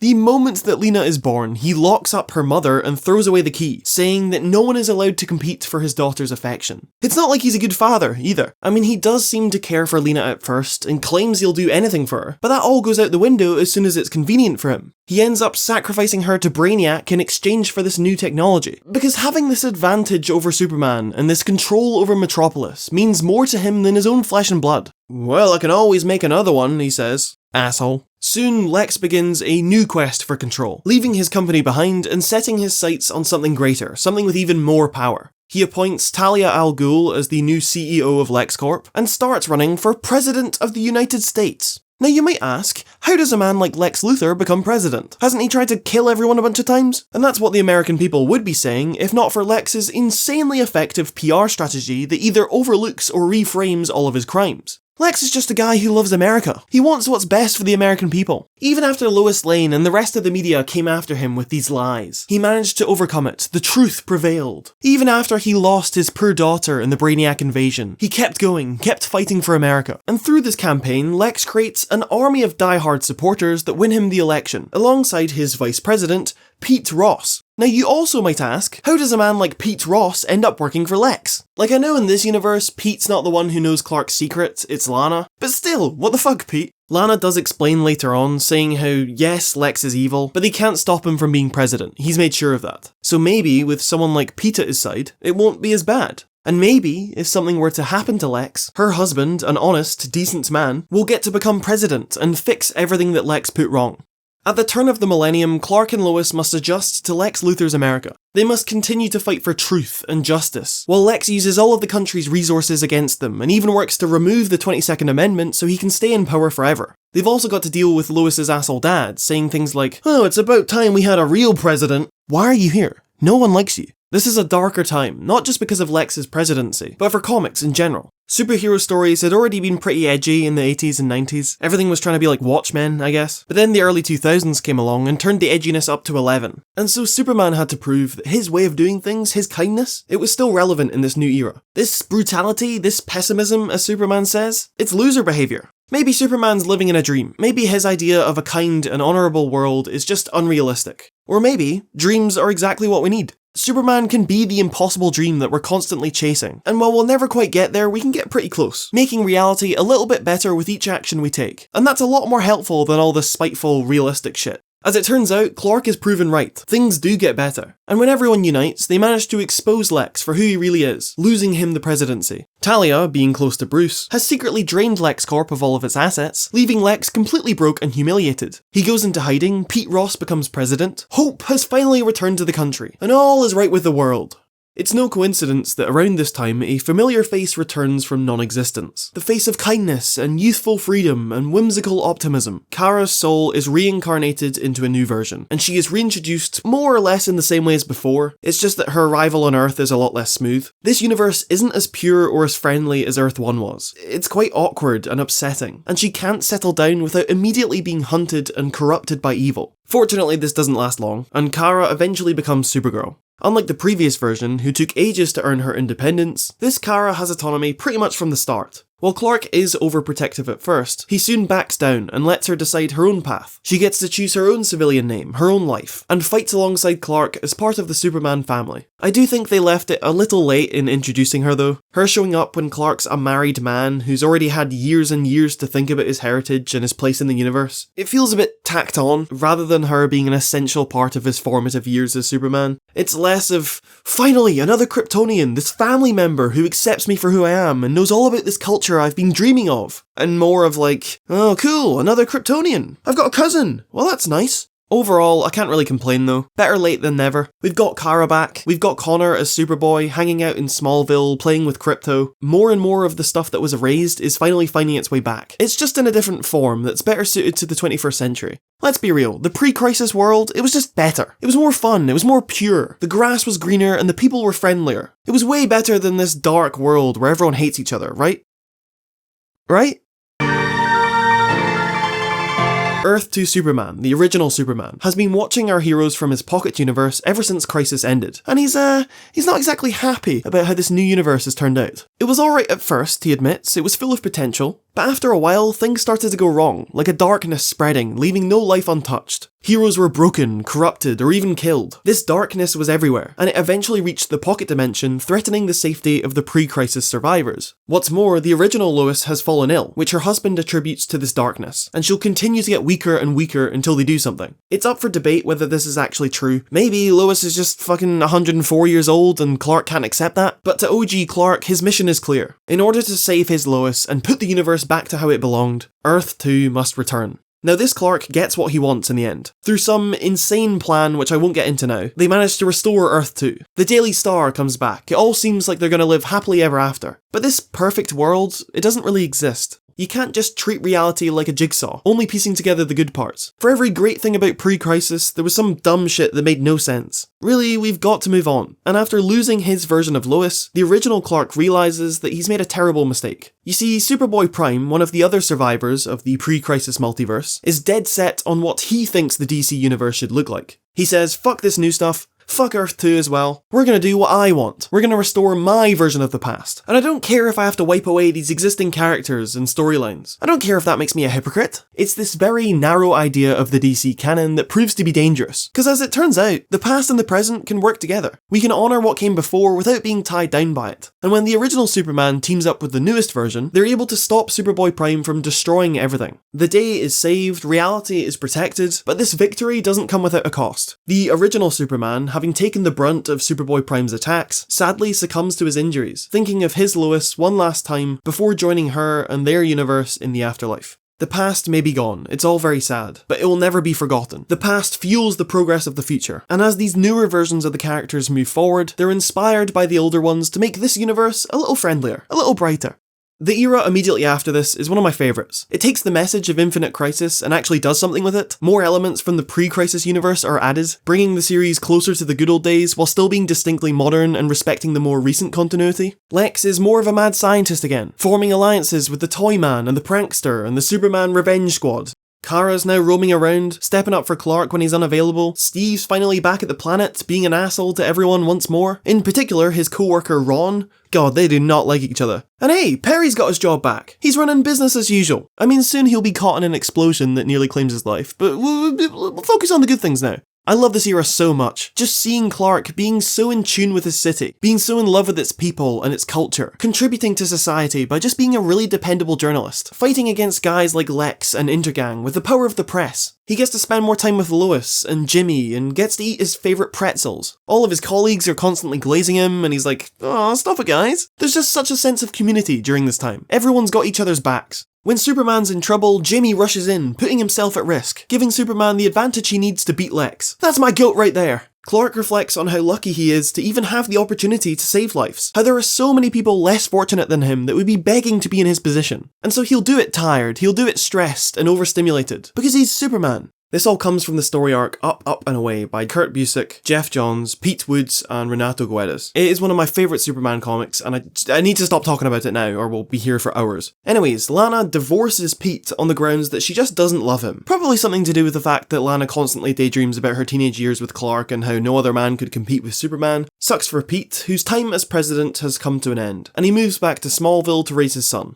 But while Lana and Pete's relationship lies in the bin, Lois and Clark's is, it's going pretty well, with them even talking about having a child. Both of them are keen on the idea, albeit slightly skeptical, like how would that work? Although the universe decides for them when it brings them in contact with this kid. This is the son of Phantom Zone criminal General Zod, who was not the one who was killed by Superman previously. Those guys were actually from a Pockets universe that was created to keep the Legion of Superheroes timeline intact following Crisis. I didn't tell you at the time because it's complicated. Don't worry about it. Point is, this main version of Zod has this kid, whose origin story is very similar to Clark's, with one key difference. When Clark was sent off, it was an act of selflessness from his parents. It was a last-ditch effort for the sake of their son. For Zod, though, his kid is just a tool. He was born in the Phantom Zone, so for some reason that makes him immune to a lot of the zone's effects. And so when he's sent off in a rocket designed to breach the zone and land on Earth, it's not for the sake of the kid. As long as he can maintain the breach on Earth for everyone else to escape through, I mean, who cares about the kid? After Clark intercepts the rocket, he sees so much of himself in this child. He sees a chance to do for this child what his foster parents did for him long ago and put him on the right path. Him and Lois take the kid in, slap a pair of glasses on him so no one recognises him from his highly publicised arrival on Earth, and they give him the name Christopher. Christopher Kent. Sadly, Christopher doesn't stick around for long, since Zod comes knocking with a full-scale invasion and demands that his son returns to his side. It turns out, however, that Clark and Lois have left an impression on Christopher in the short amount of time he's been with them, and he ultimately betrays his biological father, sacrificing himself to save the day and going back in the Phantom Zone. This unfortunately puts a pin in the whole having a kid thing for now, but this does open up the idea of the main universe Superman being a parent, crystallising his values by passing them on to the next generation, which will be explored later down the line. Anyways, speaking of losing an adoptive family member to a long-standing villain, we soon get the storyline Superman Brainiac, which reveals that all of the Brainiacs we've met so far have just been drones, clones, mere extensions of the real Brainiac, whom we finally get to meet.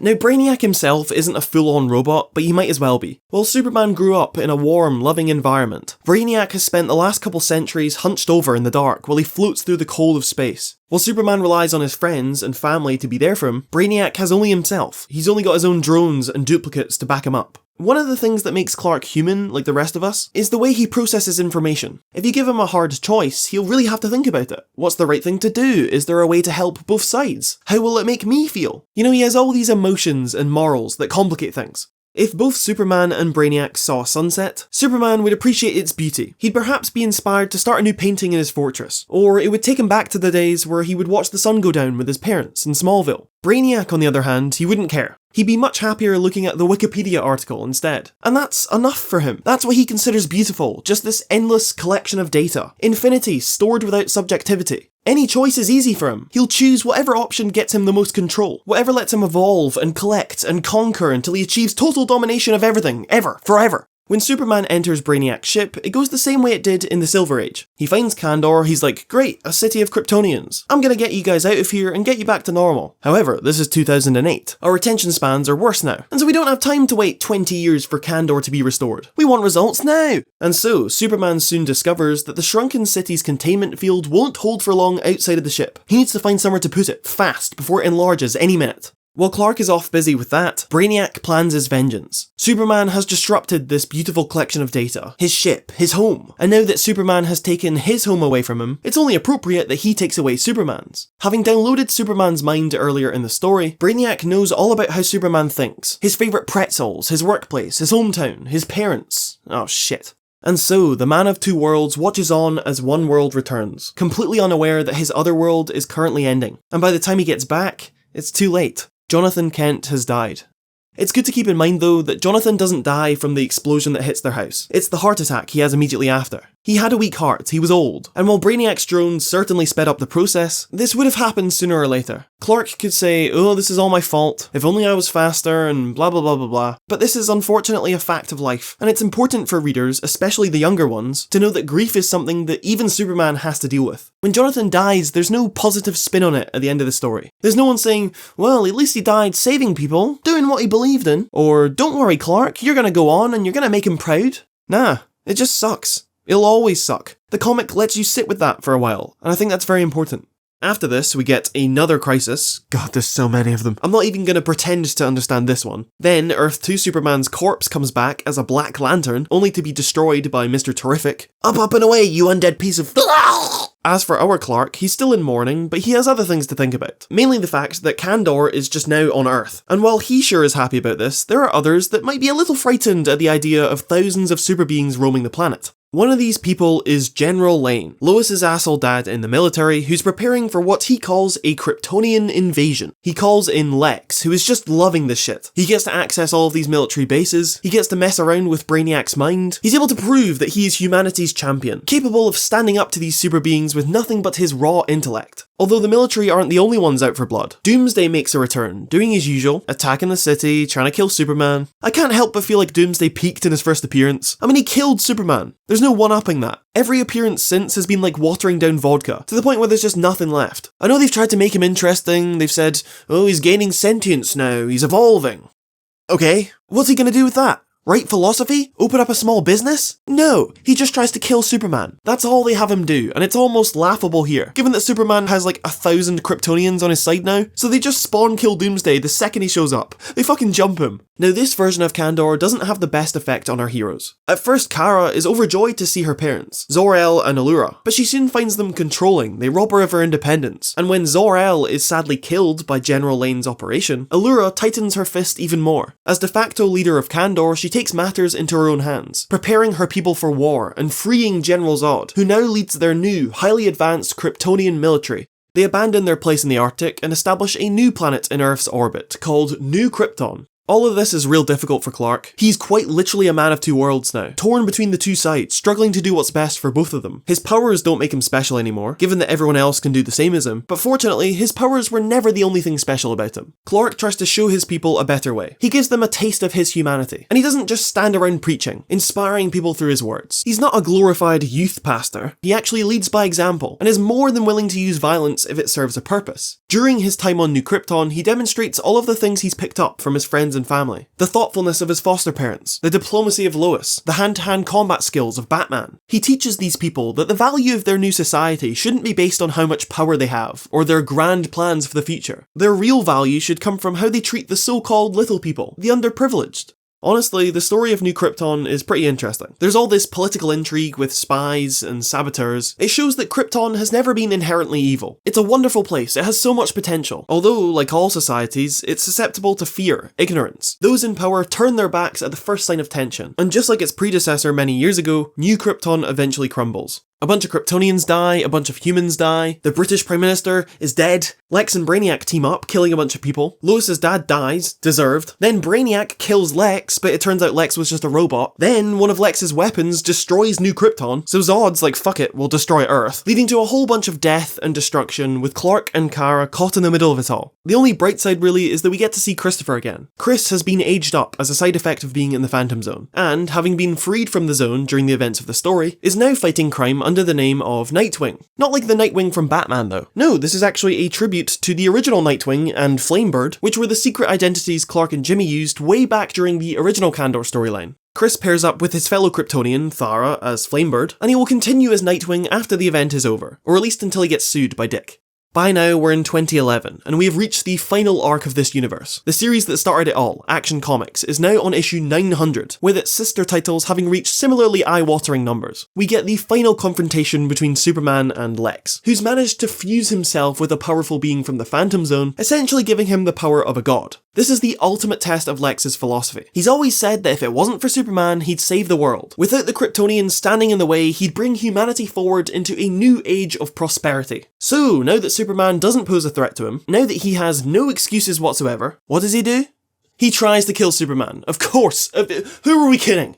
Now, Lex has experienced terrible things in the past. It's what shaped his pessimistic worldview, and that's why he's so convinced that Superman is this unfeeling alien who only pretends to feel emotion. Because if he were to accept the truth, that Superman's actually a regular guy who's gone through the worst and turned out fine, then what does that say about himself? Well, it says he was weak, that he went down the wrong path, that people are capable of doing good despite all the bad things in the world. He just isn't one of them. He's not humanity's champion, he's their biggest loser. And because he'll never accept this, he'll never look inward, it costs him this power. And so Lex ends up like he always does, on the receiving end of a superpowered punch. His jaw shattered, but his ego fully intact. Lex leaves behind one final gift, an army of doomsday clones that Superman and his allies must defeat. It's really just an excuse for everyone to come together, all of the heroes we've met over the years. Kara, Connor, Steel, Eradicator, Obama. Cyborg Superman shows up again, but everyone's like, what are you doing here, mate? And they instantly kill him. Overall, it's a fairly decent story to end on. It's not life-changing or anything, but it's just nice. It's got a nice ending, we've got Clark and Lois going for dinner. These characters have been through a lot, so it's really satisfying to see them still together, stronger than ever. You know, it's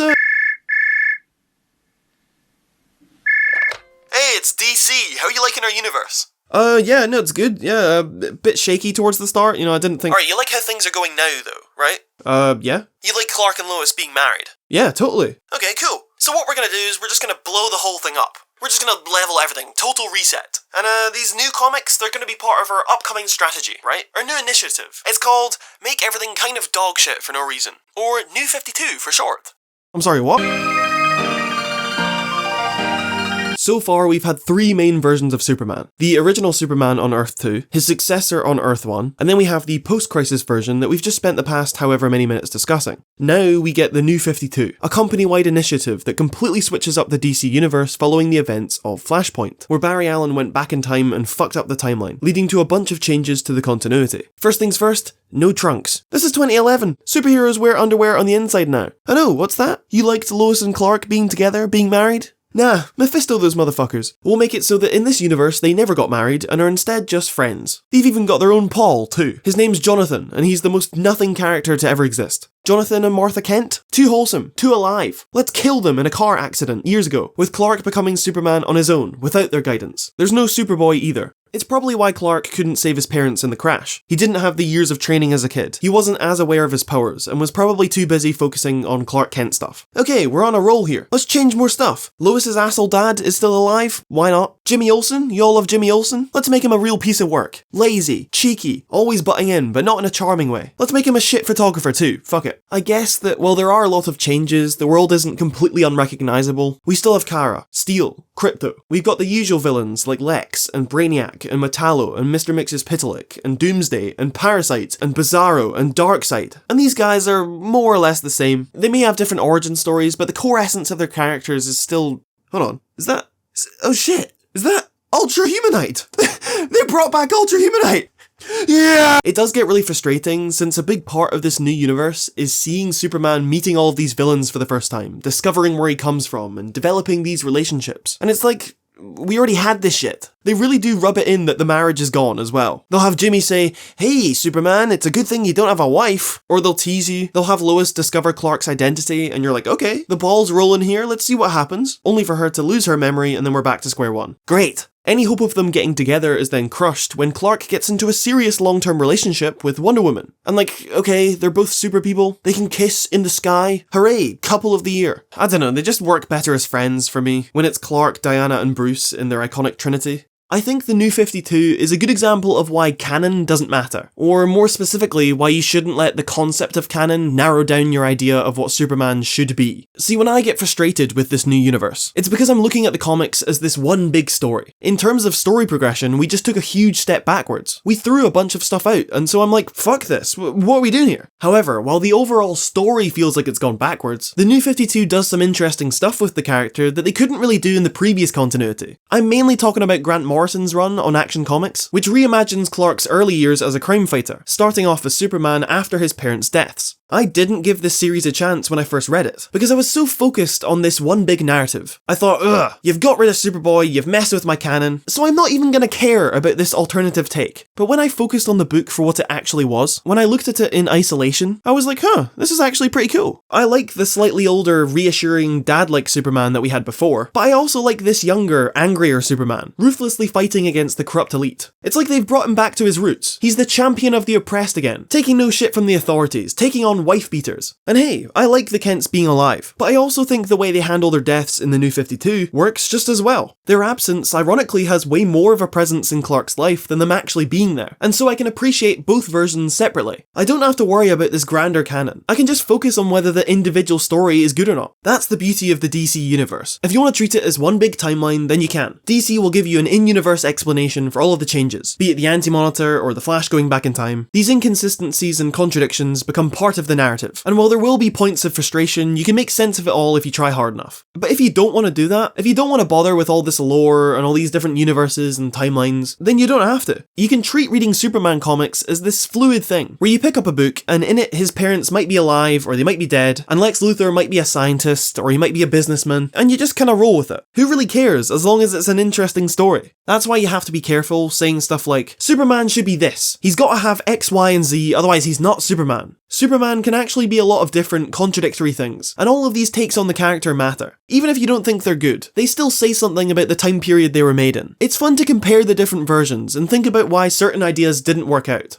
Another plus of this new universe is that it does something interesting with Lex. This Lex gets a taste of heroics, making a difference, saving the world. He even saves Superman's life. Now, we've seen this before in the previous timelines, but in this universe, Lex seems to have actually changed. Him wanting to join the Justice League is for the sake of his ego, yes, but it does also come from a genuine desire to grow, to offer something more than hate. He no longer sees Superman as the biggest threat to humanity, and while the League are initially skeptical, they eventually let him join up. But while Lex is having a good time being a hero, Superman has seen better days. His downfall begins when his identity is exposed to the world, not only losing him his privacy, but also his job, his relationships, his whole life basically. Then he starts to lose his powers, his relationship with Diana gets rocky, and as a cherry on top, he finds out that he is now dying, and his condition is terminal. Now, we've been here before, we know how it goes. I mean, this version of Superman's only been around for 4 years worth of comics now? I'm not dumb, it's obvious they're not actually gonna kill the mainline version of— Oh god, that was quick. See, unlike Marvel, who would rather die than admit they made a mistake by changing their continuity, DC said,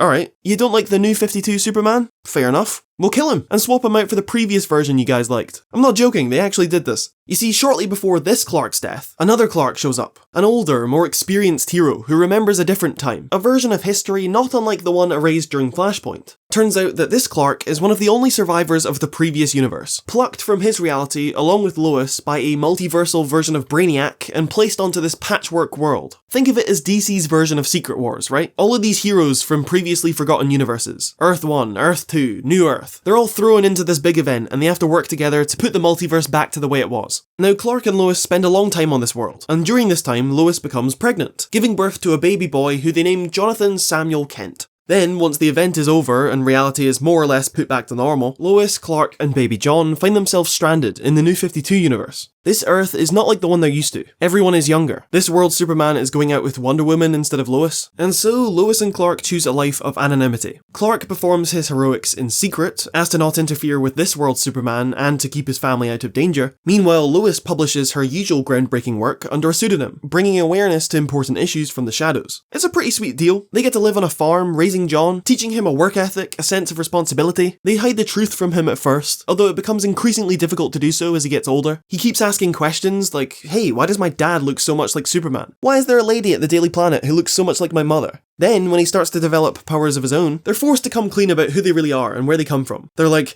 ever heard of the multiverse, son? Then everything changes when the New 52 Superman dies. Now that this world doesn't have a Superman, Clark is encouraged to come out of the shadows and take his place. He's surprised to find out that this world's Lex is a lot more cooperative, willing to put aside their beef for the greater good. Lex also helps Clark sort out the problem that he inherited from the dead Superman, the fact that the people of this Earth know all about Clark Kent and his secret identity. They make up some story about how Clark isn't actually Superman, he was pretending to, he was helping, I don't know. The secret identity stuff is eventually reset, that's all that matters. And as Clark gets his old life back, Lois manages to do the same. See, when New 52 Superman died, he did so surrounded by his loved ones, including his version of Lois and Lana. During his death, the two women were struck by this mysterious force, almost like Clark's superpowers got passed on to them. For Lana, this works out great, and she becomes the new Superwoman. Lois, though, for whatever reason, is overwhelmed by the power, and is eventually vaporized in the same manner as Clark. Believing her Lois to be dead, Lana then tells the older Lois about what happened, and they decide that for the sake of the dead Lois's loved ones, all the people who are counting on her, the older Lois should just replace her, quietly slip into her life, and hope that no one questions why she looks slightly older. I think if you're reading it all through, you'd get a really interesting experience if you just skipped the New 52 and went straight to this stuff. By missing a chapter, you'd be right there with the older Clark and Lois, disoriented in this new world where everything's a bit different and they're not sure why. When Lois reintegrates herself into society, you'll feel the same confusion she does. When she shows back up at the Daily Planet, she recognises Jimmy and Perry and Steve, but there are new faces such as Jackie, and you'll be like, yeah, who the fuck is Jackie? You'll also share Clark's wariness regarding Lex. You'll be like, wait, is this version of Lex truly different from the previous one? Does he mean it when he talks about Superman being an inspiration and wanting to be the self-made superhero? Or is this another one of his schemes? Anyways, this era produces some of my favourite stories from the 2010s. We get the writers Tomasi and Gleason's run, a series that is a lot of fun. We get to spend time with Lois and Clark as parents. John gets to be a kid, running around on the farm, playing with Krypto, finding friends his own age. Clark has to fight this overprotectiveness he's always had. He realises how hard it is to raise any child, let alone a superpowered one, and it makes him appreciate just how much of a good job his parents did with him. John's a really good kid. He's got such a good heart, always offering to help those in need, always trying to protect his family. He's just got this light in his eyes that says, yeah, that's Superman's kid. No doubt about it. At the same time though, John is like any 11-year-old. He's reckless, easily upset. He disobeys his parents when he can't see the bigger picture. He doesn't know shit about how to carry himself in the real world, because again, he's just a kid. Through John, we can see that being Superman isn't just about having a desire to do good, or knowing what the right thing to do is. It's about having patience, life experience, being able to think outside the box. Sure, you might know what's good and what's bad, but what if the situation is a bit more complicated than that? What if there are some details you didn't originally think about that come back to bite you later? It's Clark's job to teach his kid this thoughtfulness, this patience, but he can't do it by lecturing him or getting mad when John does the wrong thing. He has to let him make his own mistakes, figure out his own way of doing things, and over time Clark learns that fatherhood is not just about what he can teach John, but what John can teach him. As a father, he's gonna make mistakes too, and that's okay. They can learn from each other.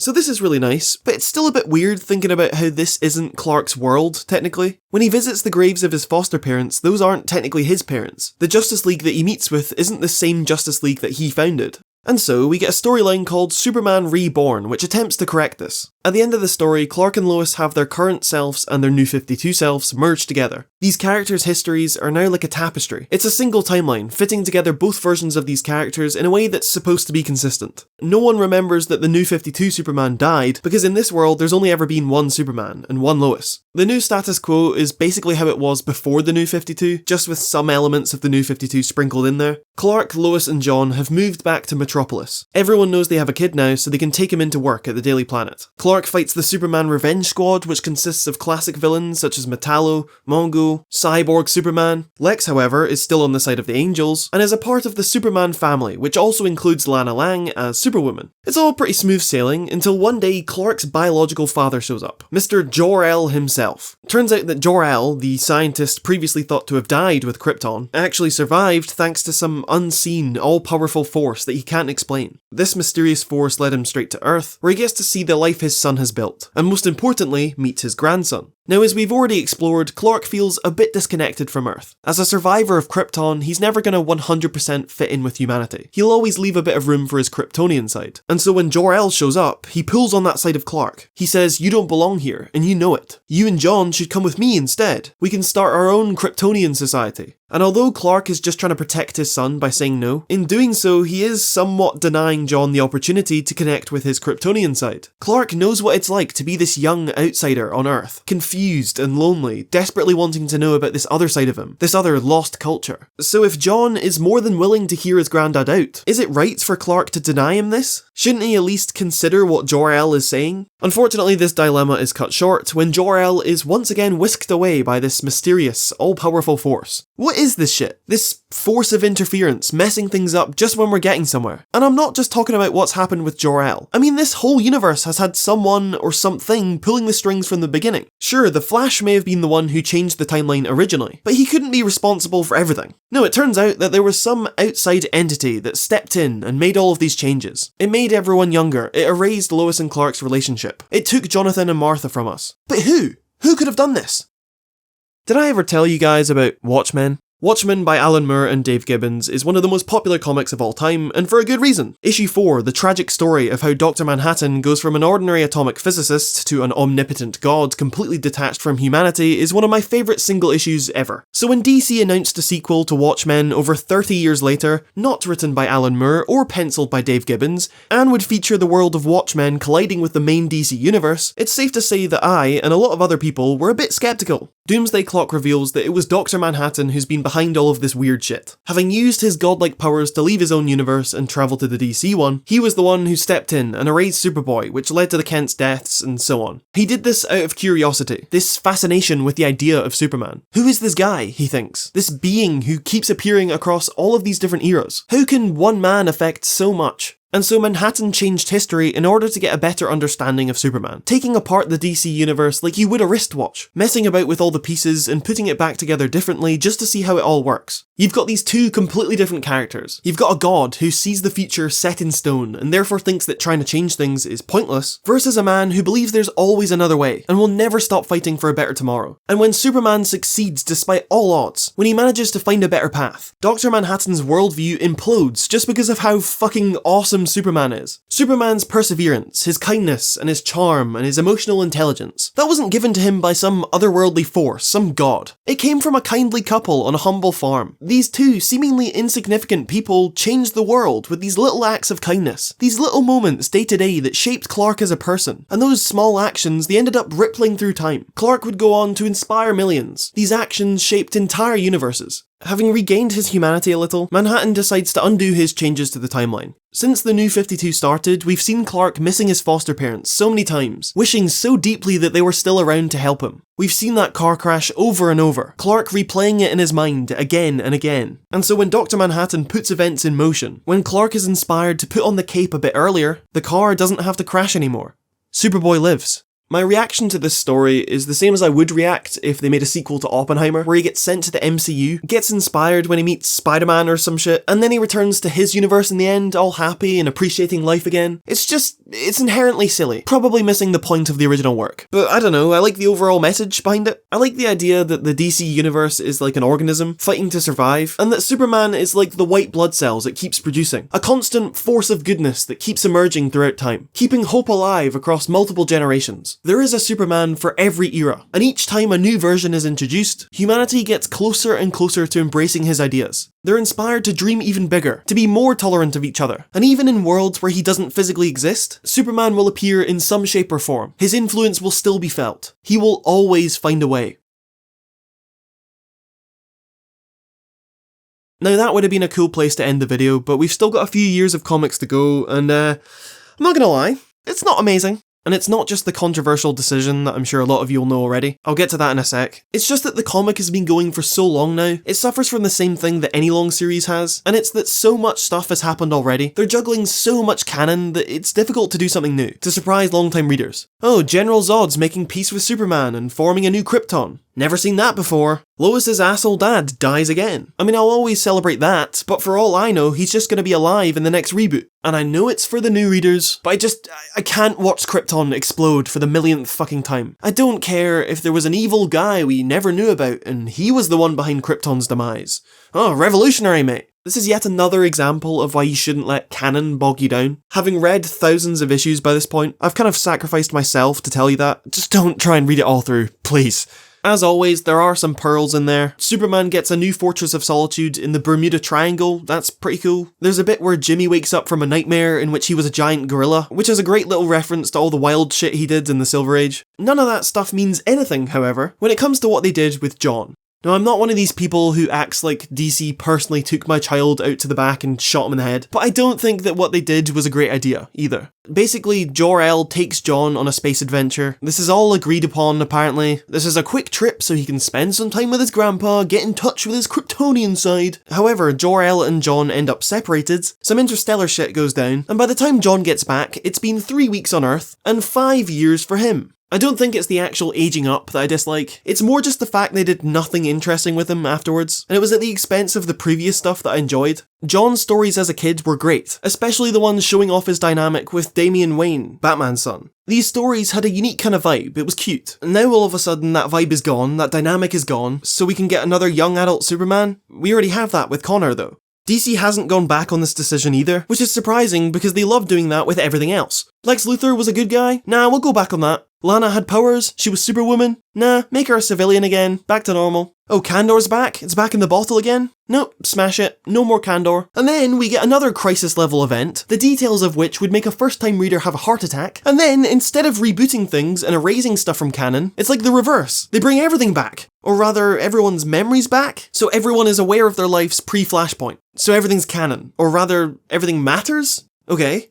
What the fuck does that mean, DC? I think now, with this whole everything's canon kind of idea that has characterised the most recent DC initiatives, we've almost entered a new silver age of Superman comics. An era where continuity isn't really a big deal, the stories aren't afraid to be colourful and silly, they aren't embarrassed of their past. Recently, we got a new World's Finest series, with Batman and Superman going on all these adventures, getting sent back in time. We got the Jimmy Olsen series, which is just a hilarious, goofy time, and then we've got the main Superman comics saying, fuck it, we're doing this wild gladiator story in space, and it's just really good. At this point, Superman's mainline history is just a giant melting pot, which can either be incredibly freeing or extremely confusing if you're trying to get into comics for the first time. If that's you, then fortunately you now have this video. You can pick the part of the video that you found most interesting and jump in there. I've also been careful not to spoil any of the stories I'm about to recommend, and I've chosen a variety of stories, all ones that I've seen pretty commonly across multiple comic shops and bookshops, so if you do have access to comic books near you, they'll probably be there. If you want to explore Clark's early years, you should check out Superman for All Seasons, written by Jeff Loooove and beautifully illustrated by the late Tim Sale. It's a very emotional tale, very well done. You can basically treat this as canon. I mean, like I said, canon doesn't really mean shit anymore, just enjoy it on its own. Then, if you want more origin story stuff, you can read Birthright by Mark Waid, Lino Francis Yu, and the late Jerry Allen Gillen. I think people would kill me if I didn't at least mention this story. If you want a really good story with grown-up Superman in his standard setting with all of his classic dynamics, then Up, Up and Away is your best bet. Really strong stuff, one of my personal favourites.